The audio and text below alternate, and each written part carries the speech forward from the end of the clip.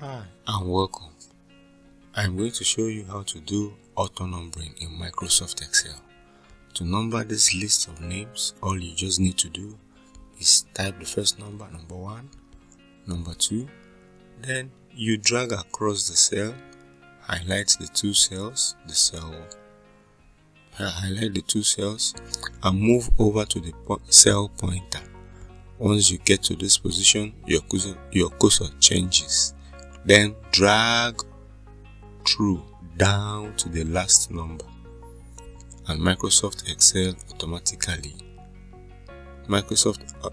automatically numbers this for you. See that? In the same way, if you want to assign a unique reg number, for instance, CS/H2008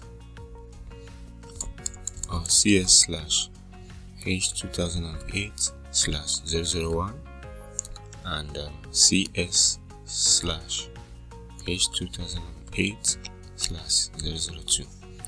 Now, Microsoft Excel automatically looks at the value that you just typed and watch the difference, and automatically numbers it down for you. You see? This is actually a time saver. If you like this video, please like, subscribe and share. Thank you.